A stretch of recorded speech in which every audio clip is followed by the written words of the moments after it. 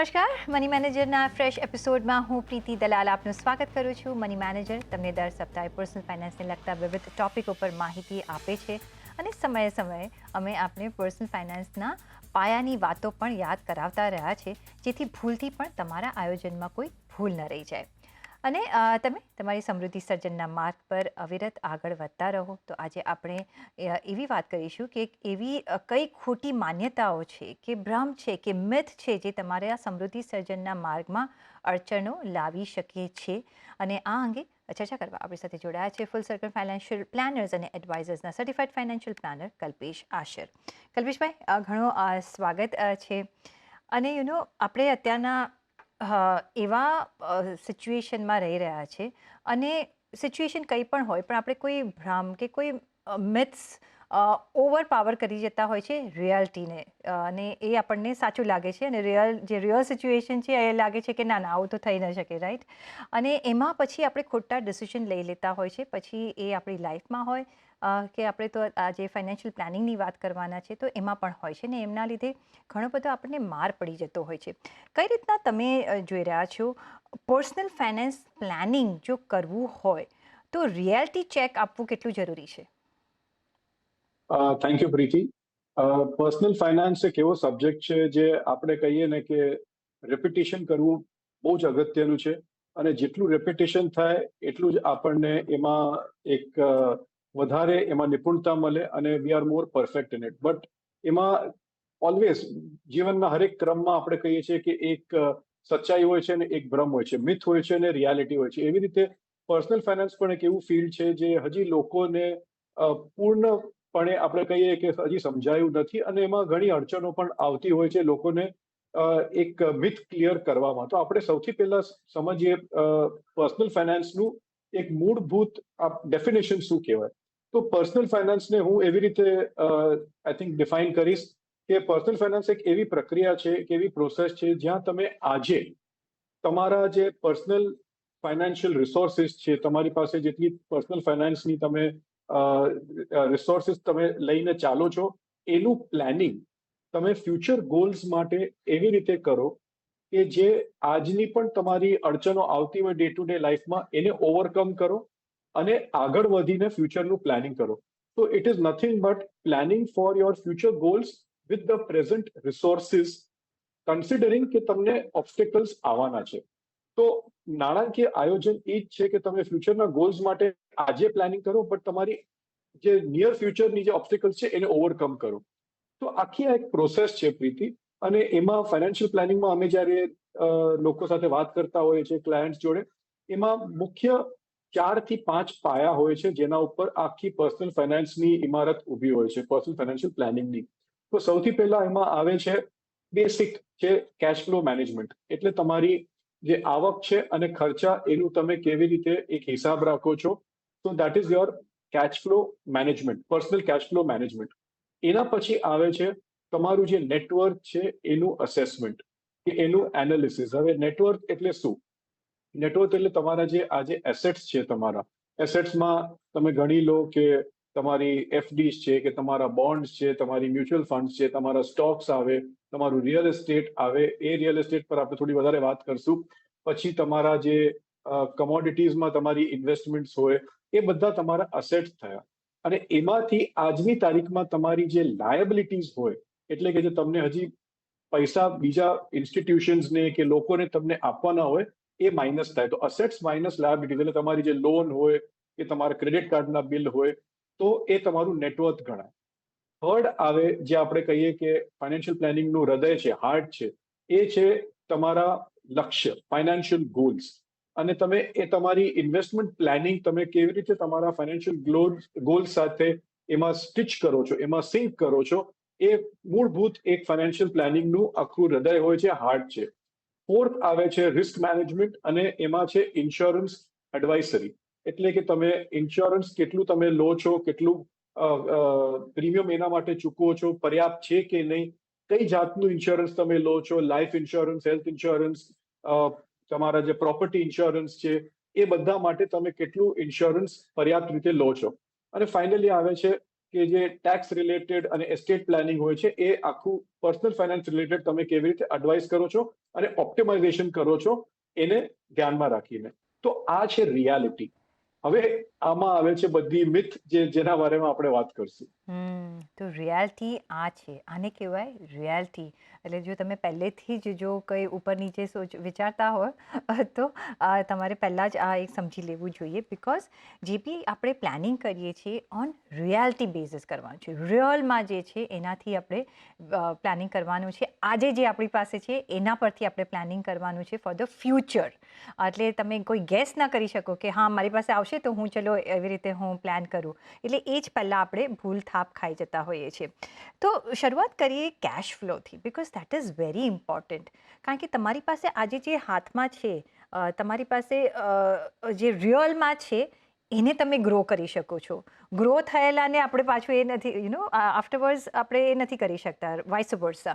કઈ રીતના cash flow આપણે મેન્ટેન કરવું જોઈએ? બિકોઝ ઘણા બધા કહે છે કે હું શું કામ કેશ ફ્લો મેન્ટેન કરું છું, જે મારી પાસે છે હોય તો હું કરું છું, પણ એમાં તમને હિસાબ નથી રહેતો કે તમારી ઇન્કમ કેટલી છે, શું એટલી ઇન્કમ તમારા એક્સપેન્સ સહન કરી શકે છે નહીં, એમાંથી તમે કંઈ સેવ કરી શકો છો કે નહીં, એમાંથી તમે તમારું ઇન્વેસ્ટમેન્ટ કરી શકો છો કે નહીં. Absolutely, Preeti, and I think you have already become an expert. I think the answer is sir there in the question. તમારી પાસેથી શીખીને હવે અમે પણ નહીં, થોડુંક શીખી નહીં, ગયા. અને સાચું કહું ને પ્રીતિ કે ultimately cash flow management is nothing but common sense management. True. એટલે આપણે ઘણા વખતથી લોકોને સમજાવતા આવ્યા છીએ કે એક સિમ્પલ એક્ઝામ્પલ આપું કે તમે જ્યારે you put pen to paper અને તમારા ઘરના ખર્ચા લખો તમે as a couple or as a family unit, તો તમને અંદાજો આવશે કે તમે એકચ્યુઅલી કેટલા પૈસા તમારા આવે છે ને જાય છે. તમને એક એક્ઝામ્પલ આપું કે જો લોકો એમ સમજતા હોય કે આપણે એક બેઝ એક્ઝામ્પલ લઈએ કે તમે જો મહિનાના 100 રૂપિયા કમાતા હો, હું મૂળભૂત એક એક્ઝામ્પલ આપું છું, અને 100 રૂપિયાની સાથે તમે બીજું તમારી એક મિસલેનિયસ આવક હોય કે તમને રેન્ટ આવતું હોય કે તમારા ઇન્ટરેસ્ટ આવતા હોય, ડિવિડન્ડ આવતા હોય, તો સમજો કે તમારી 125 રૂપિયા આવક છે. હવે તમે આજ સુધી ક્યારે પણ પેન અને પેપર લઈને તમારા હિસાબ નથી લખ્યા કે તમારી યુટિલિટીઝ કેટલી છે, છોકરાઓની ફીસ કેટલી છે, તમે લાઇફસ્ટાઇલ પર કેટલી વાપરો છો, તમે ટ્રાવેલિંગ પર કેટલું વાપરો છો, તમે ઇવન અમે તો ગણીએ કે તમારા ઇન્સ્યોરન્સ પ્રીમિયમ તમારા કેટલા જાય છે, તમે ઇન્વેસ્ટમેન્ટ કેટલી કરો છો. કેમ કે investment you should take it as an expense, compulsory expense, તો જ તમે ડિસિપ્લિન થશો. તો એ બધું કરીને લોકો જ્યારે સમજે છે કે અમે 125 રૂપિયા કમાઈએ છીએ, પણ જ્યારે એકચ્યુઅલ હિસાબ લખવા બેસીએ છીએ ત્યારે મારો ખર્ચો આવે છે 140 રૂપિયા. તો that is something very surprising અને ડિસ્પેરિટી છે એમાં. તો એ 15 રૂપિયા તમે વધારે વાપરો છો તો there is a problem somewhere. એ લોકો એ સમજતા નથી જ્યાં સુધી એ લોકો હકીકતમાં એ પોતાના ખર્ચા લખતા નથી. તો એ કેશ ફ્લોનું સમજવું જરૂરી છે. એ કહેવાય નેગેટિવ કેશ ફ્લો. બીજું આવે છે પોઝિટિવ કેશ ફ્લો, જ્યાં તમે 125 રૂપિયા કમાઓ છો અને તમે ટ્રુ ટુ હાર્ટ તમે બધા ખર્ચા લખો છો, તમે જેટલું ખર્ચો છો એ બધું લખો છો ડેલી બેઝિસ પર, અને પછી તમને ખબર પડે કે ભાઈ હું તો ખાલી એકચ્યુઅલી મહિનાના 60-70 રૂપિયા જ ખર્ચું છું. તો એનો મતલબ એ છે કે તમે ઘણા પૈસા અનયુટિલાઇઝ રાખો છો તમારા બેંક એકાઉન્ટમાં. ના તો તમારી લાઇફસ્ટાઇલ સુધારો છો, નહીં તો વધારે અગત્યની વાત છે તમે ઇન્વેસ્ટ નથી કરતા. તો એના માટે પણ એક કેશ ફ્લો જાણવું બહુ જ જરૂરી છે. લોકો એને ઘણું કંટાળાજનક એક એક્સરસાઇઝ સમજતા હોય છે, but I think that is the heart of financial planning. ત્યાંથી તમને સમજ પડે છે કે આપણે કહીએ ને કે ડોક્ટર જ્યારે નર્વ્સ પકડીને તમારી આખી પ્રકૃતિ સમજી લે છે, એવી રીતે તમારું કેશ ફ્લો સમજીને જ આઈ થિંક ફાઇનાન્શિયલ પ્લાનિંગની શરૂઆત થતી હોય છે. એબ્સોલ્યુટલી. અને કલ્પેશભાઈ હું આ શો છે ને મારા મોમને જણાવવાની છું, because she has a habit કે એની પાસે ડાયરી છે અને વર્ષોથી બધા જે મારા પપ્પા ઘર ખર્ચ માટે પૈસા આપતા હતા એ બધું લખે રોજ, કે મારું શાક પણ આટલાનું આજે આવ્યું, મારું આ બી માઇન્યુટ ટુ માઇન્યુટ એવી રીતે એ ઘર મેનેજ કરે ને હજી આજ સુધી પણ શી રાઇટ્સ અને હું ઓલવેઝ કહું કે આ તું શું લખ્યા કરે છે મમ્મી, આ કેટલું બધું તો જે છે એમાંથી તું વાપરે, તો કે નહીં તને સમજ નહીં પડે. અને આજે વેન આઈ શો એમને હું બતાવીશ ત્યારે she will be very happy કે કઈ રીતના તમે જો ઘર ખર્ચનો જો તમે મેન્ટેન કરી શકો છો તો તમારું આખું ઇન્વેસ્ટમેન્ટ માટે જો તમે મેન્ટેન કરો તો તમને એક અંદાજો આવી જાય. અને જે રીતના તમે કહ્યું કે જે Kalpeshbhai On this note, to kehwa માંગીશ, that's why we always call that women are smart money managers. That's true, very true. Always, અને એક સિમ્પલ વસ્તુ છે because they don't complicate. જી અને જ્યાં કોમ્પ્લિકેશન્સ આવે છે, જ્યાં આપણે વધારે મગજ વાપરવાની કોશિશ કરીએ છીએ, ત્યાં જ કોમ્પ્લેક્સિટી આવે છે. જી એટલે આપણે જેટલી આપણી કેશ હોય એનાથી જો તમે વધારે વાપરી કાઢો છો તો તમે you are eating in from your savings or from your investments. અને જો તમારી એબ્સોલ્યુટલી. પાસે સરપ્લસ રહી જાય છે અને તમે ઇન્વેસ્ટ નથી કરતા તો તમારા પૈસા તમારા માટે કામ નથી કરતા, બિકોઝ એવરી ટાઈમ તમે જે કહ્યું છે કલ્પેશભાઈ કે your money should earn money, અને એ જો તમે ઇન્વેસ્ટ ન કરો તો ન થાય. પણ જે તમે નેટવર્થની વાત કરી, રાઈટ, હવે નેટવર્થનું કઈ રીતના આપણે ડિફાઇન કરી શકીએ? જો આપણે એક ફોર્મ્યુલા લેવી હોય, શું મારું જે ઘર છે, જે હું જેમાં હું રહું છું, એ મારું બિગેસ્ટ નેટવર્થ છે, કે મારી પાસે જે તમે જેમ પહેલાં કહ્યું કે તમારો કેશ ઇનફ્લો અને આઉટફ્લોની વચ્ચે જે રહ્યું એ તમારું નેટ ફ્લો છે, કઈ રીતના તમે કાઉન્ટ કરી શકો? તો અહીંયા પ્રેક્ટિકલ થવાની વસ્તુ છે. મેં જેમ પહેલા સમજાવ્યું કે અસેટ્સ તમારી ગણતરી કરવી જરૂરી છે, અને એ અસેટ્સ તો તમારા ઓલરેડી એક પોઝિટિવ છે, જે તમે ઓલરેડી રોકાણ કરી ચૂક્યા છો, નિવેશ કરી ચૂક્યા છો. બટ લોકો એ બહુ કન્વિનિયન્ટલી ભૂલી જતા હોય છે કે જો લાયબિલિટીઝ તમારી પાસે હોય તો તમને કોઈને પહેલા પૈસા આપવાના છે, કોઈ ઇન્સ્ટિટ્યુશનને, કોઈ વ્યક્તિને, તો you have to clear your liabilities as well from the assets જે તમારી પાસે છે. તો assets minus liabilities is actual તમારી નેટવર્થ. તો દાખલા તરીકે તમારી આજે અસેટ્સ 1 કરોડની હોય અને જો તમારી પાસે લાયબિલિટીઝ બીજા 20 લાખની હોય, તો તમારા નેટવર્થ 1 કરોડનું ન ગણાય, તમારું નેટવર્થ 80 લાખનું ગણાય, કેમ કે તમને હજી 20 લાખ ગામને આપવાના છે પૈસા. તો that is the simple management. અહીંયા નેટવર્થની એક મિથ જે છે એ ક્લિયર કરવા માંગીશ. બીજું એક ખાલી પોઈન્ટ લેવા માંગીશ અહીંયા, કે ઘણા લોકોને આઈ થિંક એમાં ધક્કો પણ લાગશે ને આંચકો લાગશે આ સાંભળીને, કે લોકો પોતાનું જે ઘર હોય છે, જ્યાં રેસિડેન્ટ ઘર હોય છે, એ લોકો એને અસેટ ગણી બેસતા હોય છે. Now that is not an asset in reality in financial planning terms, because એમાં તમે વેચીને કાંઈ એમાં મુનાફો નથી કરવાના કે નુકસાન નથી કરવાના, એ તમે ત્યાં રહેવાના છો. So that is not a tradable asset. તો એમાં લોકો ઘણા કહેતા હોય છે કે ભાઈ મારી પાસે 50 લાખના ફાઇનાન્શિયલ અસેટ છે ને મારું ઘર 2 કરોડનું છે તો મારી નેટવર્થ 2.5 કરોડ થઈ ગઈ. નો, દેટ ઇઝ અ મિસ્ટેક. એ ભ્રમ છે.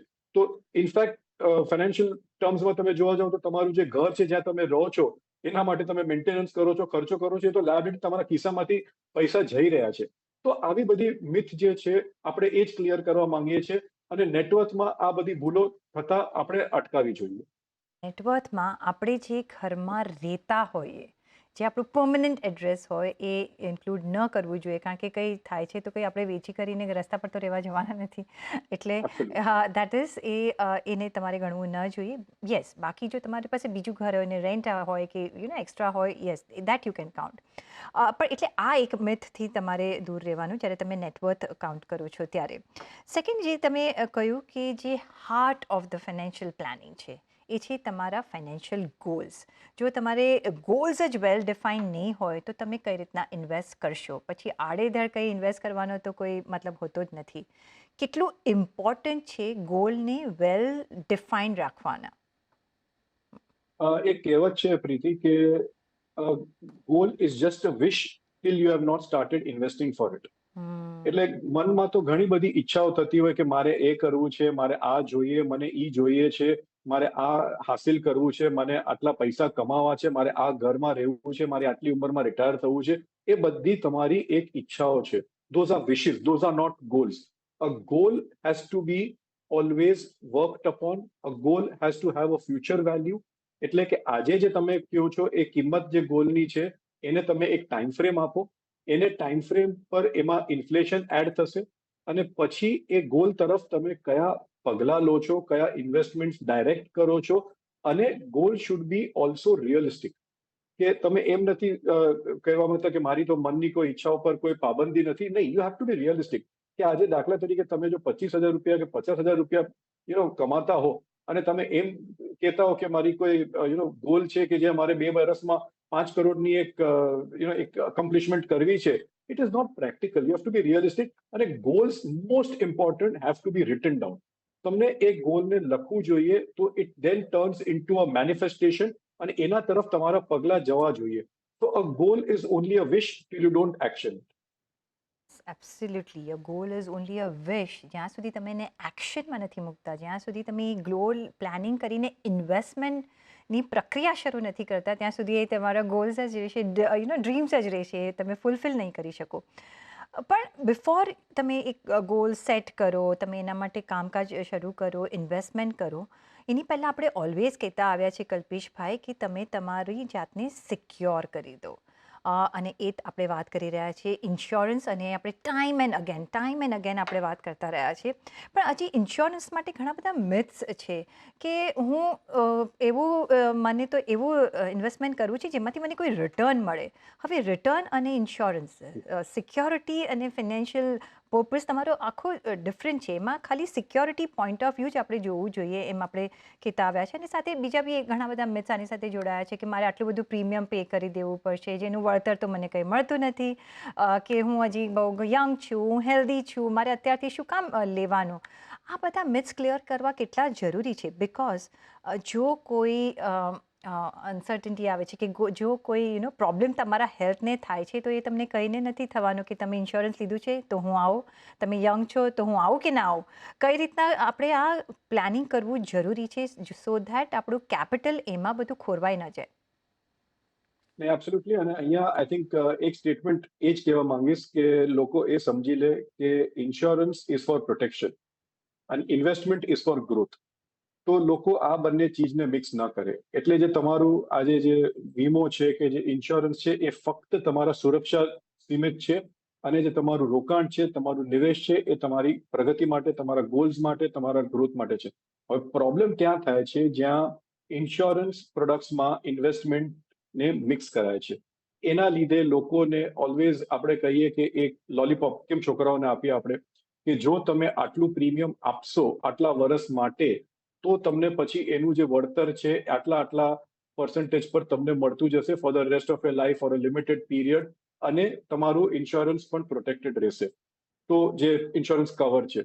હવે આમાં તમે જો ડીપ ડાઇવિંગ કરો, થોડું ડિટેલિંગમાં જાઓ તો તમને ખબર પડશે કે એક્સેપ્ટ ટર્મ પ્લાન, અને આપણે આ મની મેનેજરના શોમાં છેલ્લા 10 કે 11 વર્ષથી કહેતા આવ્યા છે પ્રીતિ કે બંનેને સેપરેટ રાખવા જરૂરી છે, કેમ કે આપણે કેટલી બધા એક્સપર્ટ્સે એના દાખલાઓ આપ્યા છે કે તમારા જો ટર્મ પ્લાન તમે લો તો એનું તમારું જે કવર છે એ એડિક્વેટ હશે, પર્યાપ્ત હશે અને પ્રીમિયમ ઓછું હશે.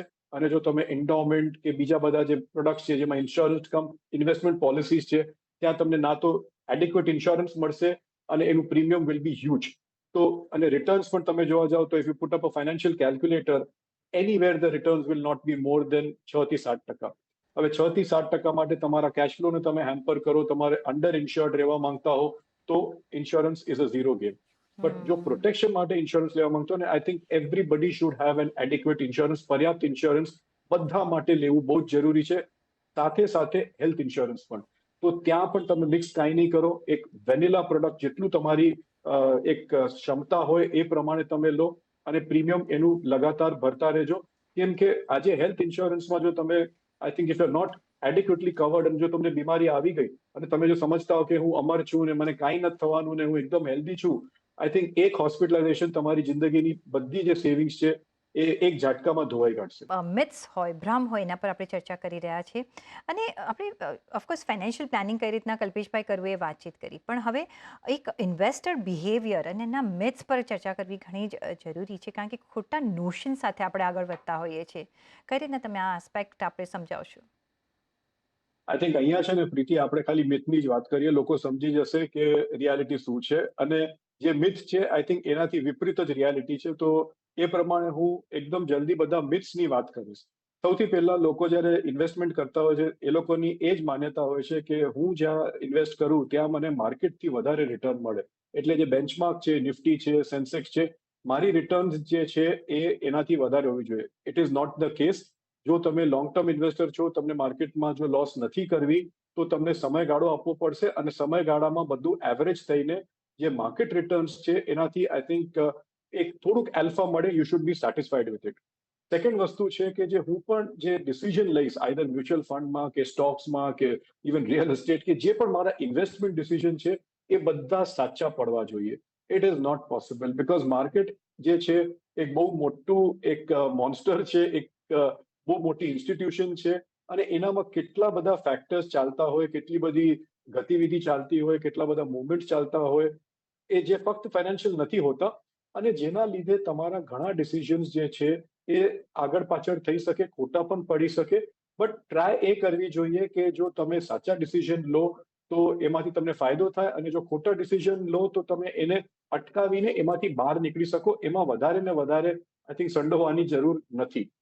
થર્ડ જે પોઈન્ટ છે કે બહુ જ અગત્યનું છે, એના પર થોડોક 1 મિનિટ લઈશ, કે લોકોને એમ લાગતું હોય છે કે એ લોકોને આજની તારીખમાં, બીકોઝ આપણે ડિજિટલ એક યુગમાં જીવી રહ્યા છે, everything is in our finger tips, તમારા ફોનમાં, તમારા ટીવીમાં બધું તમને મળી રહે છે, તો હું બધી નોલેજ ત્યાંથી મેળવી લઈશ. અને એક DIY do it yourself concept ચાલી રહ્યું છે, તો એ મારે જ બધું કરવું છે.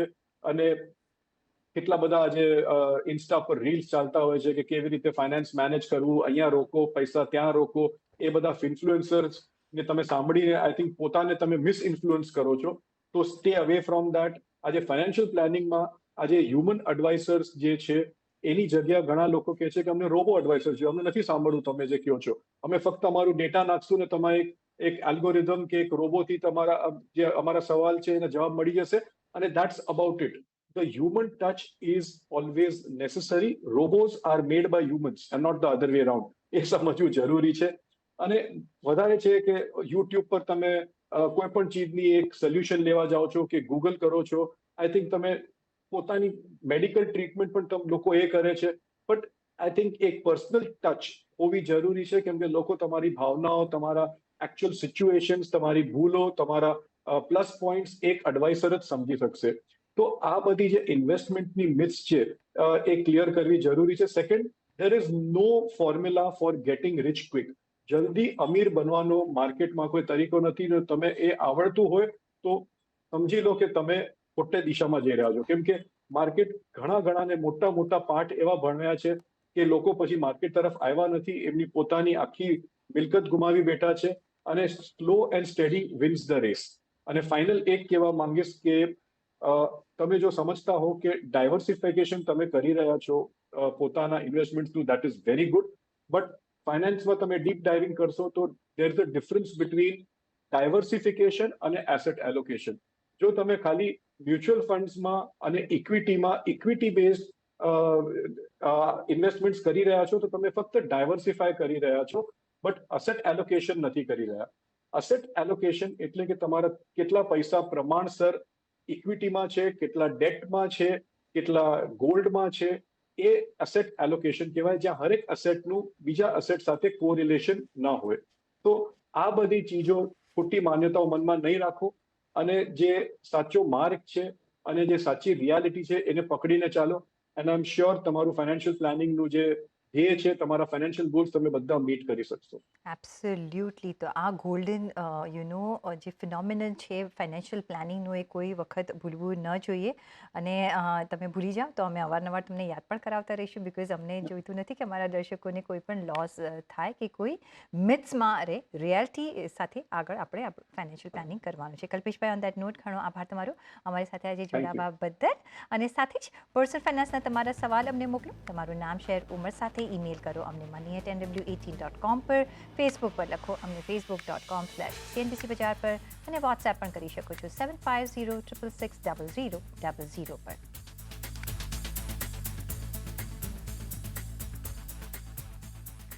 અને આ સાથે જ મની મેનેજરના એપિસોડમાં બસ અત્યારના આટલું જ. પાછા મળીશું નેક્સ્ટ એપિસોડમાં. ત્યાં સુધી આપશો રજા. નમસ્કાર.